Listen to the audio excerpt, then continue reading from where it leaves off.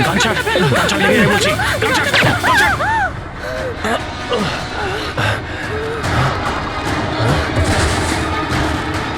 এই, গুলি করে দিলে, গুলি করে দিল। হ্যাঁ, খুন খুন করেছে, খুন করে দিয়েছে পুলিশ, খুন করেছে পুলিশ। এই, আরেকটা গুলি কে চালালো?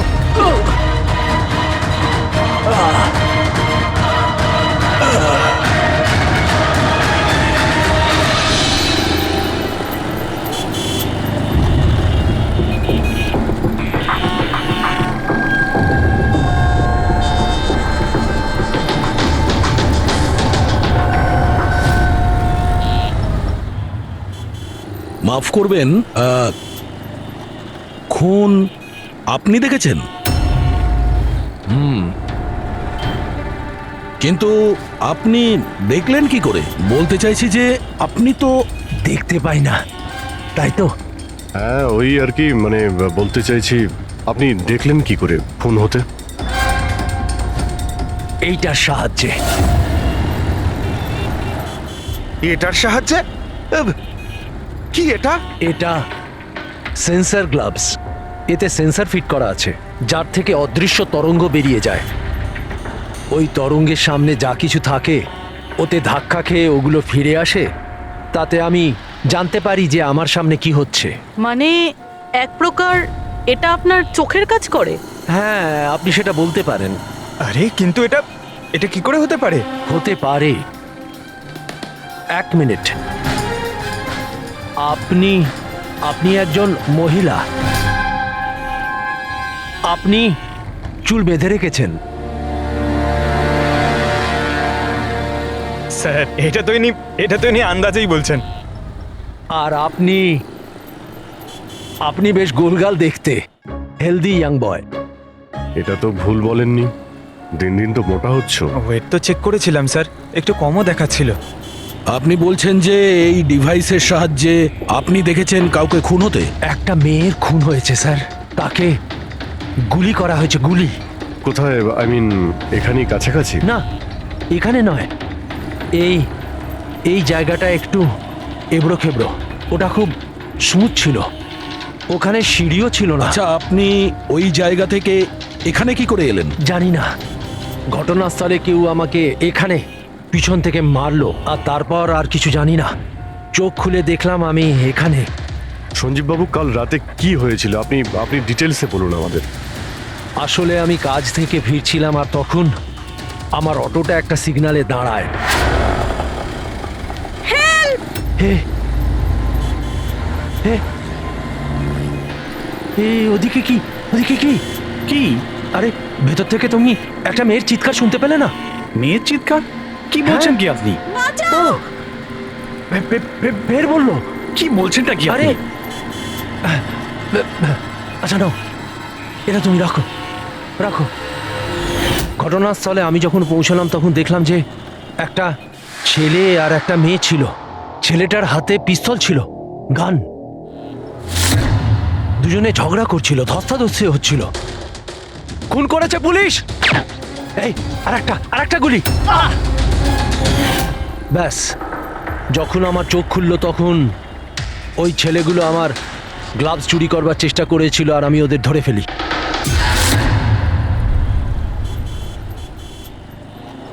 আর আপনি অজ্ঞান হয়ে যাওয়ার পরে খুনি আপনাকে এখানে নিয়ে এসছে আর এখানে ফেলে পালিয়ে গেছে? হ্যাঁ, হতে পারে। আচ্ছা, ওই জায়গাটা কোথায় যেখানে মেয়েটার গুলি লেগেছিল? না স্যার, আমি জানি না। আচ্ছা, আন্ধারিতে ওই অটো যে সিগন্যালে দাঁড়িয়েছিল, যেখানে আপনি মেয়েটার চিৎকার শুনেছিলেন, সেই জায়গাটা জানেন আপনি? মনে আছে? আই অ্যাম সরি, আমি এ ব্যাপারে আপনাদের হেল্প করতে পারবো না। ইটস ওকে, ইটস ওকে, আপনি চিন্তা করবেন না, আমরা ওই জায়গাটার খোঁজ নিয়ে নেব। কিন্তু কি করে? ওই অটো ড্রাইভারকে জিজ্ঞাসা করব। এত বড় শহরে ওই ড্রাইভারকে আপনি কোথায় খুঁজে পাবেন স্যার? পেয়ে যাব। ওদের নেটওয়ার্ক খুবই ফাস্ট, সারা শহরে ছড়িয়ে আছে, পেয়ে যাব। ওনার নাম, ঠিকানা বা অন্য কিছু জানেন আপনি? ও ও টুপি পরেছিল আর পুরনো গান শুনছিল 90-এর দশকের। আর ওর অটোতে আগুন নেভানোর যন্ত্রও লাগানো ছিল। আর হ্যাঁ, ওর কথাবার্তা দেখে মনে হচ্ছিল ও উত্তর ভারতে থাকে। হ্যালো, কি? উত্তর ভারতের লোক পুরনো গান শোনে, আবার টুপিও পরে, আগুন নেভানোর যন্ত্রও আছে ওর অটোতে। ঠিক আছে, দেখছি।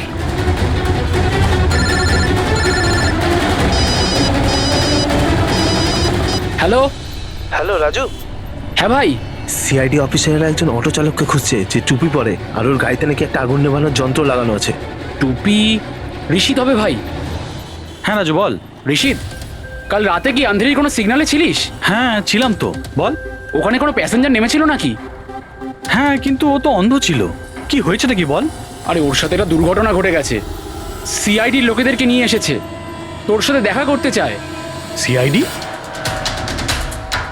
সঞ্জীব বাবু, দেখে বলুন তো যে এই অটোওয়ালা কিনা। মনে পড়ছে কিছু আপনার? হ্যাঁ স্যার, ইনিই তো ছিলেন। হ্যাঁ, এই ছেলেটা। স্যার আমি কিছু করিনি স্যার, আমি কোনো চিৎকার শুনিনি স্যার।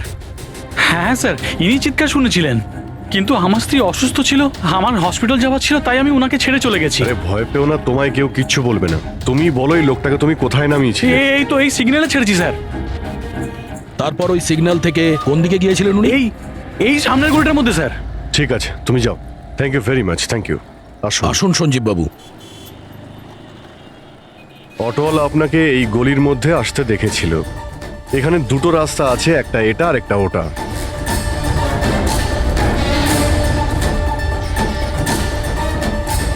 কিছু মনে পড়ছে আপনার কোথায় গিয়েছিলেন? সঞ্জীব বাবু, একটু মনে করে বলুন যে আপনি এর মধ্যে কোন গলিতে গেছিলেন?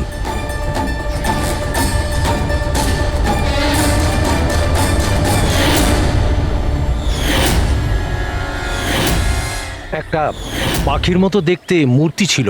চলো আমরা এখান থেকে শুরু করি। সামনে।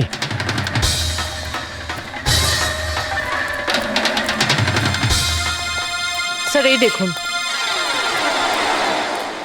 সঞ্জীব বাবু, দেখুন তো এই মূর্তিটাই কিনা।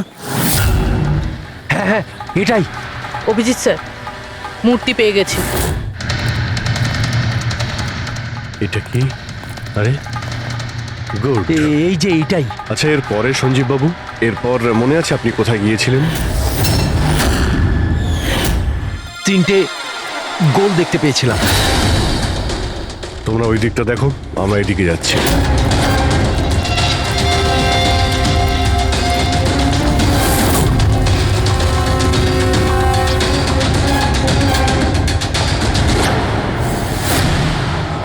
স্যার,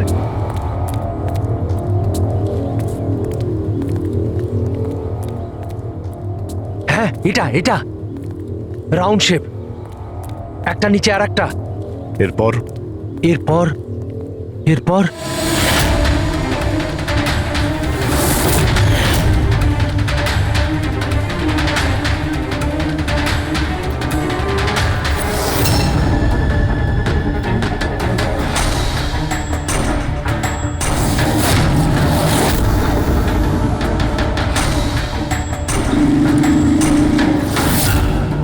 এদিকে এদিকে, এই যে। সাবধানে।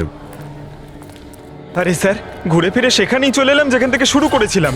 আরে সেই জন্যই তো উনি চিৎকার শুনতে পেয়েছিলেন।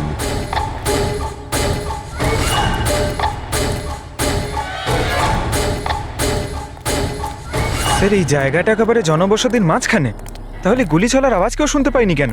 কারণ গানে সাইলেন্সার লাগানো ছিল।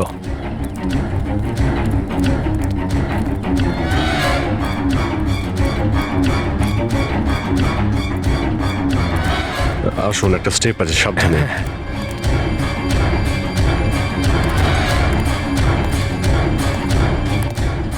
না না, ঠিক আছে।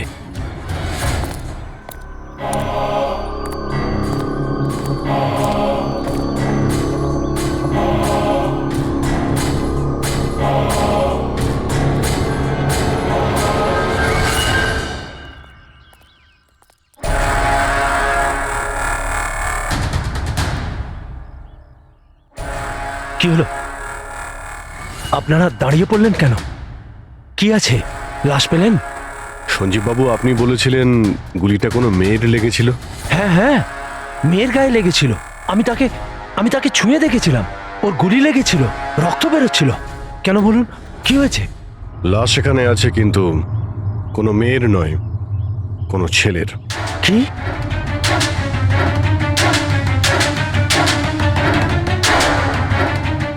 He is dead. মনে হচ্ছে সেই যে ওই মেয়েটাকে মারার চেষ্টা করেছিল। স্যার ওনার কথা অনুযায়ী এখানে দুটো গুলি চলেছিল, হয়তো হয়তো এই দ্বিতীয় গুলিটায় মারা গেছে।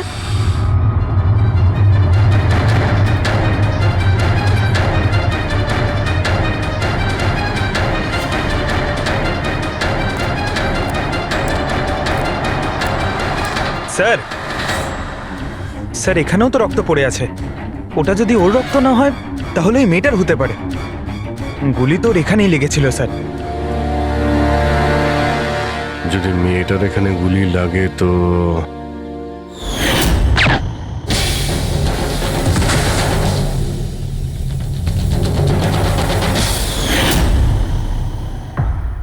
আপনি বললেন যে আপনার মাথায় পিছন থেকে কেউ মেরেছিল, তো সেটা দ্বিতীয় গুলি চলার পরে আপনার লেগেছিল নাকি সেটা চলার আগে? না না, দ্বিতীয় গুলিটার পর মেরেছে।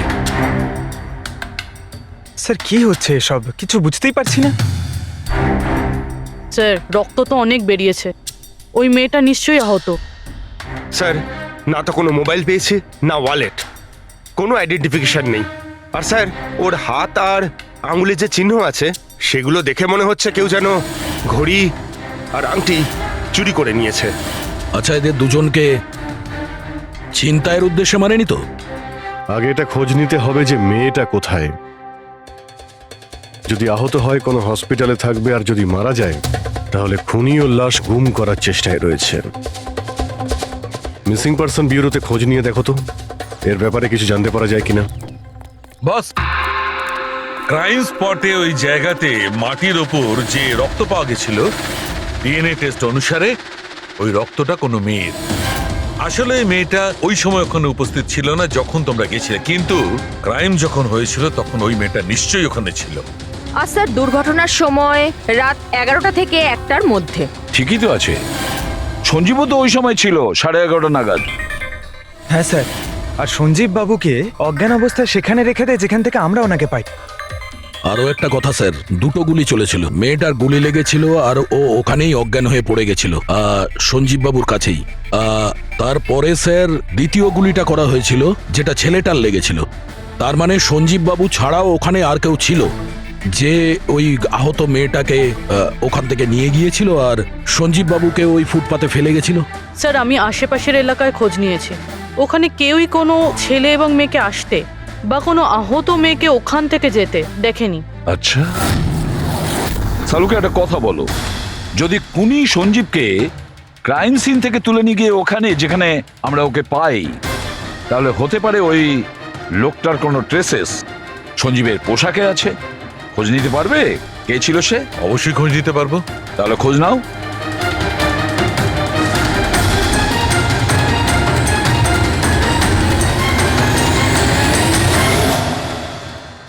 স্যার, লাশ শনাক্ত করা গেছে। ওর নাম হলো অনিকেত স্যার, আর ওর বাড়ির লোকজনও হারিয়ে যাওয়ার রিপোর্ট লিখিয়েছিলেন।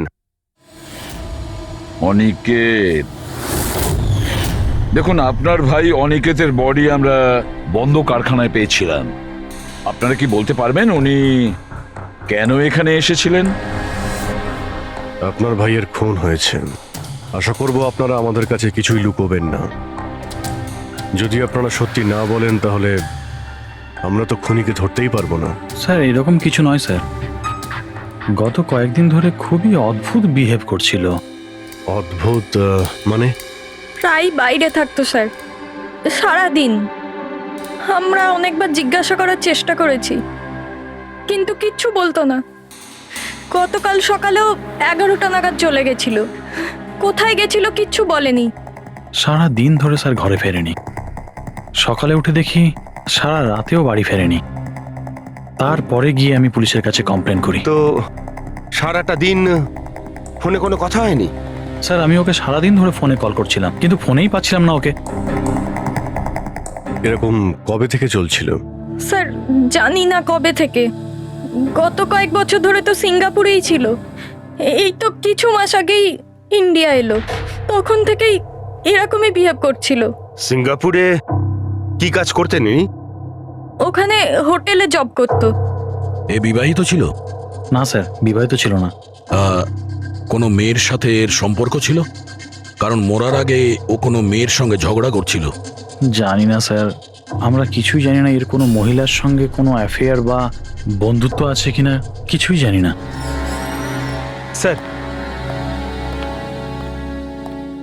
স্যার এনাদের থেকে অনিকেতের নাম্বার নেই আর কল রেকর্ডস চেক করি স্যার, তাতে জানতে পারি যে একটাও মেয়ের নাম্বার নেই স্যার, শুধু ছেলেদের সঙ্গেই কথা বলতো, আর বেশিরভাগই ওর সঙ্গে যারা কাজ করতো তাদের।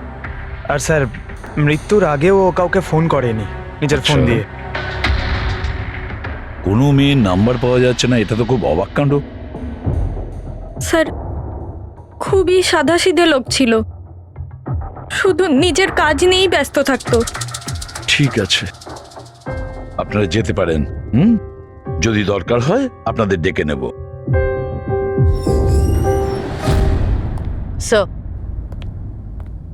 স্যার কালকে কারখানায় যাওয়ার আগেই অনিকেত সারা দিন একই জায়গায় ছিল। কোন জায়গায়? Sir coffee shop. স্যার এর ক্রেডিট কার্ডের বিল থেকে এটা প্রমাণিত হয় যে এ সারা দিন ওই কফি শপে ওর ক্রেডিট কার্ড সোয়াইপ করেছিল। হ্যাঁ স্যার, ওর ফোনের লাস্ট লোকেশন ওই কফি শপই ছিল। কোন কফি শপ ছিল ওটা? Pillow coffee shop. যাও ওই পিলো কফি শপে আর খোঁজ না ও সারাদিন বসে কি করছিল। স্যার,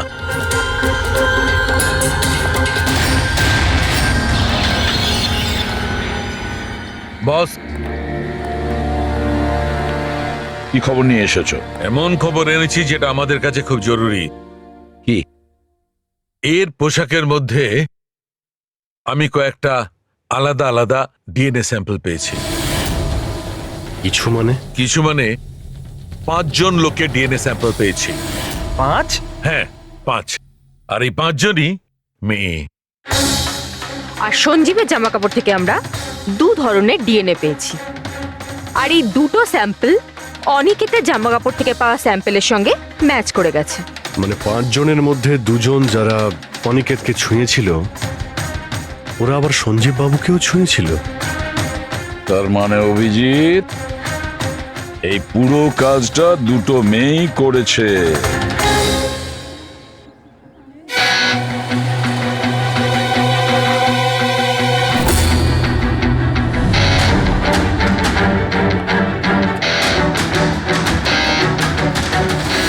আচ্ছা, এই ছবিটা দেখুন, আপনি একে চেনেন? কালে সারাদিন এখানে আপনার ক্যাফেতেই ছিল। হ্যাঁ স্যার, এই কালকে সারাটা দিন এখানেই ছিল, আর রাতে এই ধরুন 10:30 আশেপাশে এখান থেকে বেরিয়েছিল। এ একা ছিল নাকি এর সাথে আরো কেউ ছিল? নিতু, এদিকে একটু এসো।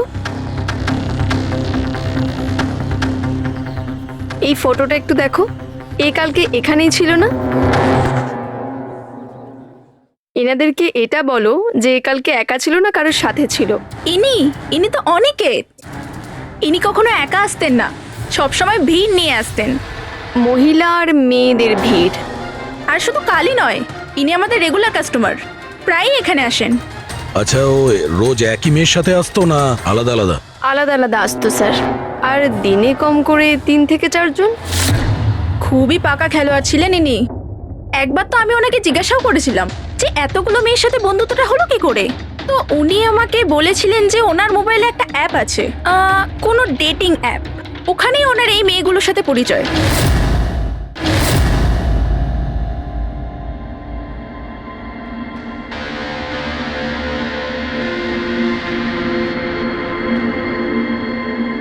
কিছু জানতে পেরেছো? হ্যাঁ স্যার, অনিকেতের ডেটিং অ্যাপের ব্যাপারে জানা গেছে। ওই অ্যাপটার নাম ম্যাচ আপ। Match up? এটা দুজনের সাথে বিয়ে দেওয়ার কোনো অ্যাপ নয় তো? হ্যাঁ স্যার, ওই রকমই কিছু, কিন্তু অনিকেত এই অ্যাপের ভুল ব্যবহার করেছে। ও এই অ্যাপের সাহায্যে এতগুলো মেয়ের সঙ্গে কন্ট্যাক্ট করেছে স্যার, আর ওদের সঙ্গে বন্ধুত্ব করেছে। আর মনে হচ্ছে বিয়েও কাউকেই করতে চায়নি, শুধুমাত্র টাইম পাস করছিল। এই অ্যাপে শুধুমাত্র চ্যাটিংই হয়, আর কারো নাম্বার এই অ্যাপে শো করে না স্যার। স্যার আমরা অ্যাপ ডেভেলপ কোম্পানি থেকে 4টে মেয়ের ব্যাপারে খোঁজ নিয়েছি। অনিকেত যাদের খুব টাচে ছিল, ইনফ্যাক্ট মার্ডার হওয়ার দিনও ওদের সঙ্গেও ক্যাফেতে দেখা করেছিল। পুরবি কথা বলছে। প্রথম মেয়েটা হলো মোনা। হ্যাঁ, আমি দেখা করেছিলাম ওনার সাথে কফি শপে এই 4টে নাগাদ। কফি খেয়েছিলাম আর একটু কথাও বলেছিলাম আমরা। তারপর আমাকে বেরোতে হলো, আমার কিছু আর্জেন্ট কাজ ছিল। স্যার এ বলছে যে কফি শপের পরে ও বিউটি পার্লারে গিয়েছিল আর ওখান থেকে একটা মুভির প্রিমিয়ারে। দ্বিতীয় জন হলো রূপালী। তাহলে বলো, তোমার কি বক্তব্য? ও অনেক দিন ধরে আমার পিছনে পড়েছিল, খালি বলতো দেখা করো দেখা করো। ভীষণই বোরিং ছিল, আই টেল ইউ। ওর সাথে 1 কাপ কফি যে আমি কিভাবে খেয়েছি, আর কফিটা শেষ হওয়ার সাথে সাথেই আমি ওখান থেকে বেরিয়ে গেছি। ও বলেছিল স্যার ও অনিকেতের সঙ্গে 6টার সময় দেখা করেছিল, আর তারপরও ফ্যামিলি ফাংশন অ্যাটেন্ড করতে আন্ধেরি গিয়েছিল। আর তৃতীয় অঞ্জু স্যার। ওর সাথে তো সময়টা বুঝতেই পারিনি। কত ভালো ভালো কথা বলতো, আপনি জানেন আমরা সেদিন কত কথা বললাম। হঠাৎ করে ও বললো ওকে কোথাও যেতে হবে। আমরা ডিসাইড করলাম যে আমরা আবার দেখা করব, আর তারপর চলে গেল। এই মেয়েটা কফি শপ থেকে বাইরে বেরিয়ে হয়নি। এর স্টেটমেন্ট অনুযায়ী ও কফি শপেই বসেছিল কফি শপ বন্ধ হওয়া পর্যন্ত, 12টা অবধি। স্যার এদের স্টেটমেন্ট আমরা ক্রস চেক করেছি, ঠিকই বলছে। স্যার সঞ্জীববাবু বলছেন কোনো মেয়ের গুলি লেগেছিল। এদের 3 জনকে চেক করা হলো, কিন্তু কোনো আঘাতের চিহ্ন নেই। তোমরা তো 4টে মেয়ের কথা বলেছিলে, তাহলে চতুর্থ মেয়েটি গেল কোথায়? স্যার 4 নম্বর মেয়েটা হলো এরিকা। আমরা এই অ্যাপের সাহায্যে ওর সঙ্গে কন্ট্যাক্ট করার চেষ্টা করেছিলাম, কিন্তু ও কোনো রেসপন্স করেনি। তাহলে এক কাজ করো, ওই মেয়েটার সঙ্গে গিয়ে দেখা করো।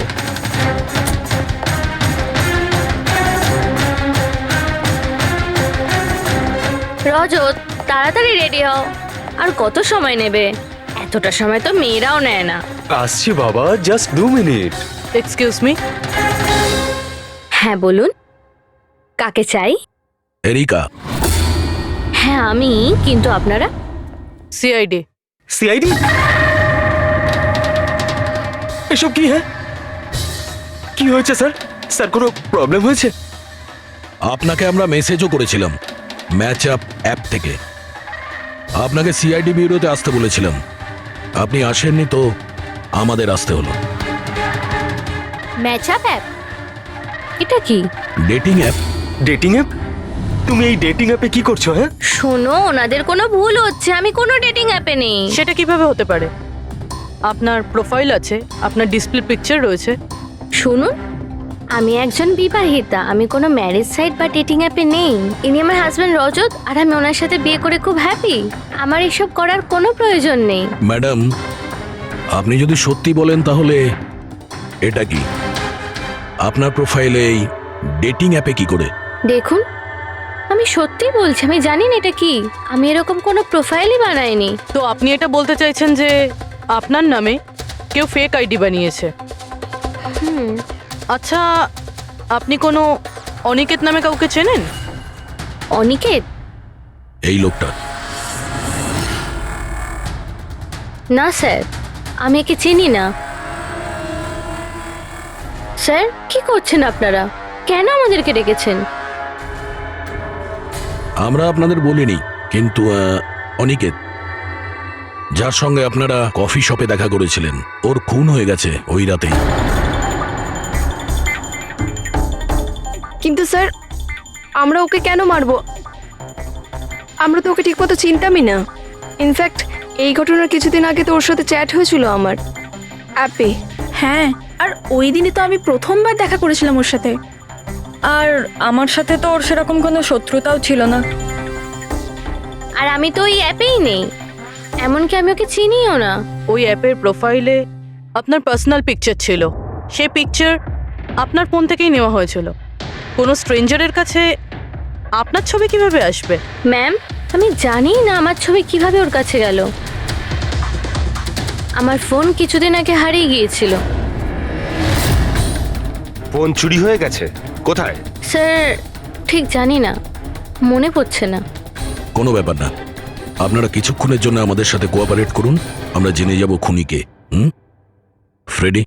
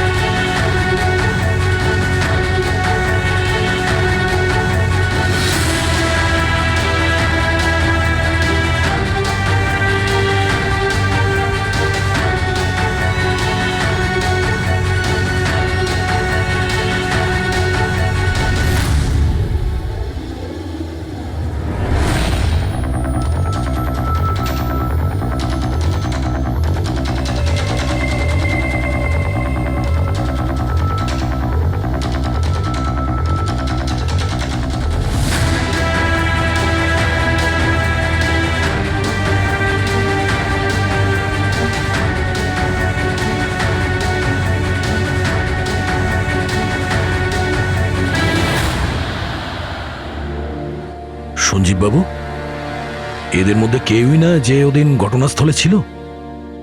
এদের মধ্যে কেউ নয়। ঠিক আছে, আপাতত আপনারা যেতে পারেন। Thank you.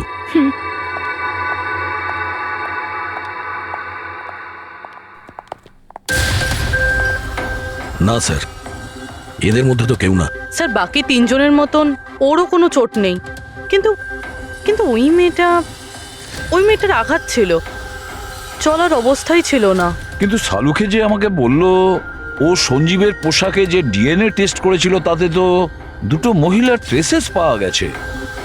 ঠিক আছে, কিন্তু একজন আহত হতে পারে, আরেকজন সেও তো ওই চারজনের মধ্যে একজন হতে পারে।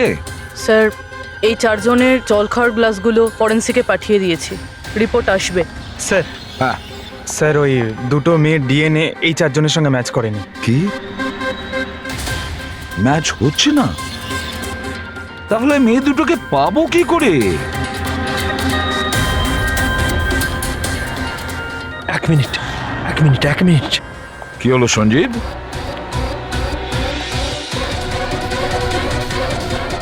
এসিপি স্যার, আমি এই গন্ধটা চিনি। গন্ধ? আমার আফটার শেভ মনে হয় স্যার।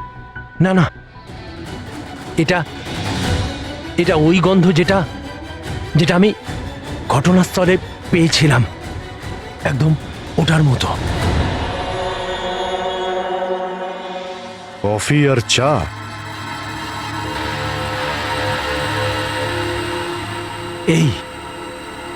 এই গন্ধটা ঘটনাস্থলে, এই গন্ধটাই ছিল।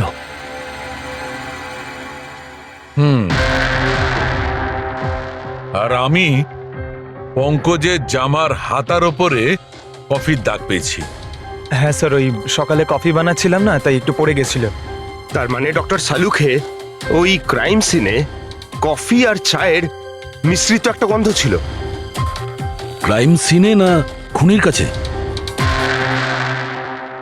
চা আর কফির মিশ্রিত কোনো স্মেল তখনই আসে যখন সে বারবার চা আর কফি বানায়, যেমন কোনো কুক বা কেউ কফি শপে কাজ করলে, যেমন পিলো কফিতে। পুরো একটা কাজ করো, এরিকাকে জিজ্ঞেস করো যে ওর ফোন পিলো কফি শপের আশেপাশে হারিয়েছিল কিনা।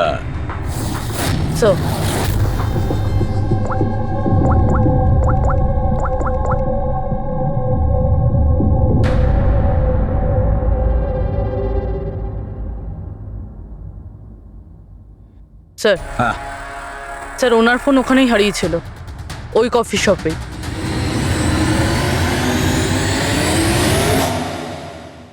এই মেয়েটা এখানে প্রায়ই আসে না? হ্যাঁ, এনাকে দেখেছি তো এখানে। এর ফোনটা হারিয়ে গেছে, তো এর ফোনটা যখন হারিয়েছিল এখানে ডিউটিতে কে ছিল?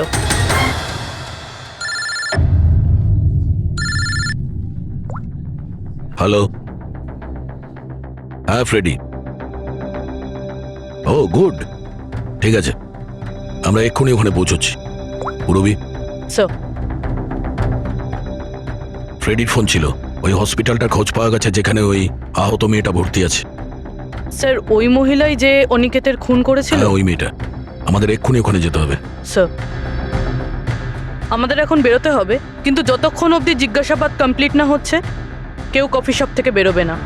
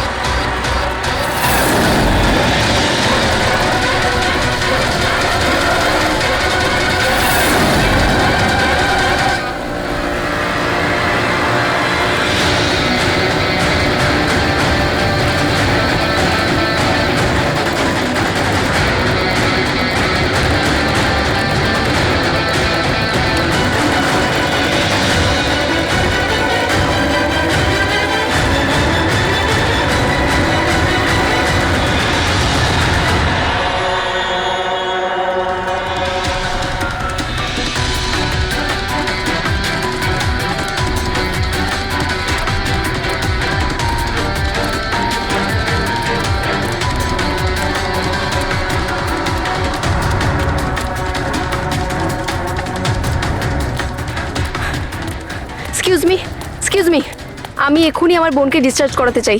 আপনি এক্ষুনি ডিসচার্জ পেপার তৈরি করুন তাড়াতাড়ি। ডিসচার্জ? কিন্তু উনি তো এখনো কোমায়। দেখুন আমার এসব জেনে কোনো কাজ নেই, আমাদের এক্ষুনি এখান থেকে বেরোতে হবে। আপনি তাড়াতাড়ি করুন please। এভাবে কি করে ডিসচার্জ করে দিই? ওনার প্রাণের থেকেও কি এমন বেশি জরুরি? দেখুন আমার এত তর্ক করার কোনো সময় নেই, আপনি আমার সঙ্গে তর্ক করবেন না। তাড়াতাড়ি করুন প্লিজ, যেটা বললাম সেটা করুন।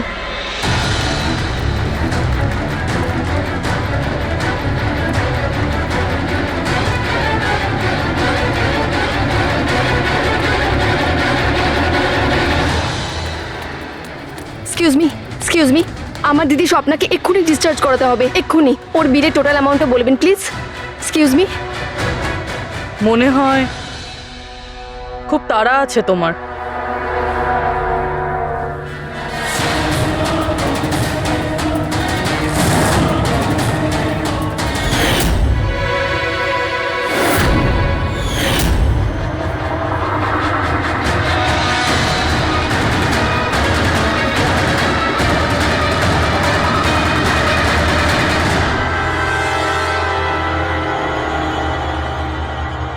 ক্যাফেতে ওই ফোন কলটা, ওটা আমাদেরই প্ল্যান ছিল। আমরা এটাই দেখতে চাইছিলাম যে ওই আহত মেয়েটার মিথ্যে খবরের জালে কে ফাঁসে। আর তুমি ফেসে গেলে। এটাও ভাবলে না যে সিআইডি তোমাকে ফলো করছে। তুমি নিজেই আমাদের এখানে নিয়ে এসেছো, আর তাই পালিয়ে কোনো লাভ নেই। সেই জন্য তোমার জন্য এটাই ভালো হবে, নিজের অপরাধ স্বীকার করে নাও।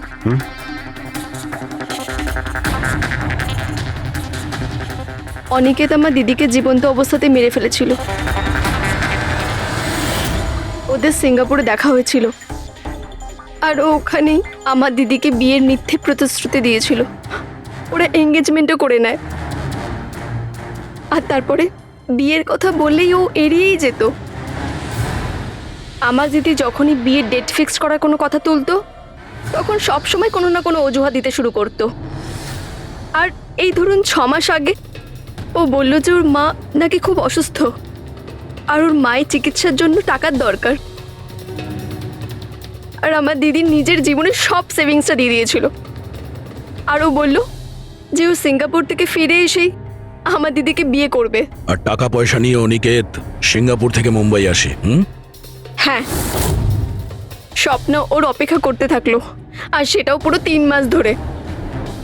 তারপরে একদিন আমি দেখলাম যে ও মুম্বাইয়ের ওই ক্যাফেতে ছিল, তাও আবার অন্য মেয়েদের সাথে। তার মানে ও স্বপ্নাকে বিয়ে করতেই চায়নি? না, ও স্বপ্নাকে ঠকাচ্ছিল। ও স্বপ্নার ইনকাম করা টাকা অন্য মেয়েদের পেছনে ওড়াচ্ছিল। আর ওর মাও কিন্তু অসুস্থ ছিল না, কারণ ওর তো কোনো মাই ছিল না। ওর মা তো অনেকদিন আগেই মারা গেছিলেন। তাই তুমি প্রতিশোধ নেওয়ার একটা প্ল্যান করলে। স্বপ্না তো আমার কোনো কথা বিশ্বাস করতে চাইতোই না। ওর ভালোবাসায় অন্ধ হয়ে গেছিল। ওর প্রমাণের দরকার ছিল, তাই অনিকেতের সত্যিটা সামনে আনার জন্য আমি এরিকার ফোন চুরি করি, আর ওর নাম দিয়েই আমি ম্যাচআপ অ্যাপে ওর ফেক প্রোফাইল তৈরি করি, আর অনিকেতের সঙ্গে চ্যাটিং করতাম। আর ও ইজিলি আমার ফাঁদে পড়ে যায়। তারপরে আমি ওকে ওই ফ্যাক্টরিতে আসতে বলি, আর তার সাথে স্বপ্নাকেও আসতে বলি, যাতে ও নিজের চোখে সব কিছু দেখতে পাক। কিন্তু ওই দিন যখন আমি ওখানে গেছিলাম, তখন আমি দেখলাম যে... এটা কি করছো তুমি? হিসেবটা শেষ করে দিচ্ছি। তুমি আমার সাথে যা করেছো তারই শাস্তি এটা। আমি সব জানি তুমি আমার টাকা কোথায় কোথায় খরচ করেছো, আর কত মেয়ের জীবন তুমি নষ্ট করবে। Aniket please drop the gun. Aniket please, টাকা চাই তোর? তুমি এটা কি করছো? বেরো এখান থেকে, চুপচাপ বেরো এখান থেকে। আরে ছাড়ো ওকে, ছেড়ে দাও। ওকে বললাম না বেরো এখান থেকে।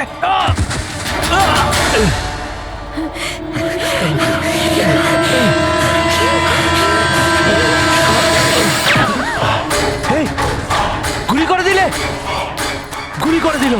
হ্যাঁ, খুন খুন করে দিয়েছে পুলিশ। এই আরেকটা গুলি কে চালালো? আরেকটা গুলি চালিয়েছে পুলিশ।